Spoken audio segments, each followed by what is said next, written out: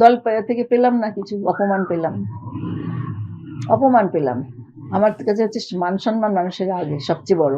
শিক্ষিত সমাজের কাছে এইটাই আশা করা যায়, এবং তাদের যদি তাদের মেরুদণ্ড সোজা থাকে, সে সবসময় চাইবে তার থাক মান যাক প্রাণ। সেটা তো যে করেছে সে জানে কেন করেছে, সেই প্রশ্নটা তাকে করো। কে সে? স্বয়ং জলের যে নেত্রী, সর্বময় নেত্রী, মাননীয় মুখ্যমন্ত্রী শ্রীমতী মমতা ব্যানার্জি, যিনি হাত ধরে আমাকে নিয়ে গেছিলেন। আমি যেতে চাইনি, কোনোদিন রাজনীতি করিনি, রাজনীতির জগতের মানুষ না, রাজনীতির আমি শিক্ষিকা তো বটেই ছিলাম, সারা জীবনই ছিলাম, এখনো আছে আমার শিক্ষকতা অন্য কাজে লাগাই, অনেক ছাত্রকে সাহায্য করতে হয় শিক্ষায়। যাই হোক, সেখানে তিনি আবার হাত ধরে পাঠিয়ে দিলেন, তার মানে দল থেকে বিতাড়িত করলেন। সেখানে তো দলে থাকার কোনো প্রশ্নই নেই। আর যদি তারপরেও যদি কেউ বুঝিয়ে থাকে ভুল হয়েছে বা ঠান্ডা নিজে চিন্তা করে টিকিটও যদি ঘোষণা করতেন, আমি রিফিউজ করতাম, টিকিট আমি নিতাম না।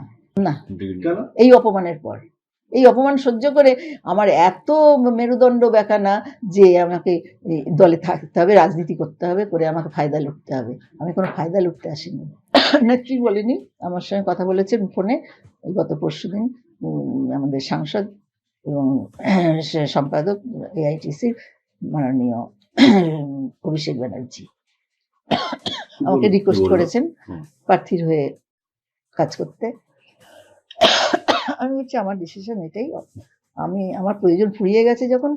যখন দল থেকে সরিয়ে দেওয়া হয়েছে, যিনি নিয়ে গেছিলেন তিনি ঘরে দিয়ে দিলেন, তখন আমার এই প্রশ্নই আসে না। পুরনো কোনো কি, এইটাই সেদিন তো হলো না, আমি তো বলবো না। আমাকে তো উনি ঘর থেকে নিয়ে গেছিলেন, আবার ঘরেই দিয়ে গেলেন, সেখানে বলার কিছু নেই। টিকিট দেয়া না দেয়া তার দল, তার ইচ্ছা অনিচ্ছা, কাউকে দিতে পারেন। সাংসদ ফোন করে যোগাযোগ করেছে, কি বললেন? উনি রিকোয়েস্ট করছেন, ভুল হয়েছেন, আমি বলছি আপনি ইয়ে করুন তৃণমূলকে। বলছি না, তৃণমূলের সঙ্গে থাকলে পারে তো আমার তো প্রয়োজন ফুরিয়ে গেছে, তাহলে না হলে দল থেকে সরিয়ে দেওয়া হলো। সেখানে তৃণমূল কেন, কেউই আসলেই আমি ইয়ে করবো না, রাজনীতিতে আমি যাচ্ছি না। আজকের দিনে দাঁড়িয়ে তো হ্যাঁ, ওইটাই তো ইউজ করা হচ্ছে। যখনই ভোট আসে তখনই বিলাস বসুকে মনে পড়ে, তখন এটাকে ক্যাশ কার্ড করে প্রচার হয়, তৃণমূল করছে। গত 24 সালেও পার্থভূমিক বলেছিল যে বিচার হয়নি, আমি এটা বিচার করবো, এটা আবার কেসটা ওপেন করবো। কিন্তু যেই ভোট শেষ হয়ে গেল সব ভুলে গেল, আবার সেই পাতা গুটিয়ে গেল। হ্যাঁ, থাকবে না কেন? কাজকে ঘৃণা করো, মানুষকে না। এই শিক্ষায় আমি শিক্ষিত। বিরোধী দলের তরফ তারপরে সেই দিনের ঘটনার পরেও কেউ শুনেছে আমার কাছে বিরোধ করুন কথাবার্তা? সেদিনও কোনো রিয়াক্ট করিনি, কারণ আমি জানি আমি দলে রয়েছি এখনো। উপর দিকে থুতু ফেললে নিজের গায়েই পড়ে, সেই দলে থেকে দিয়ে নিজের দলকে সমালোচনা করবো কি করে? বিরোধী দলের তরফ থেকে কোনো যোগাযোগ করা হয়েছে? হ্যাঁ, প্রচুর করা হয়েছে, স্টিল নাও করে যাচ্ছে বিরোধী দলের তরফ।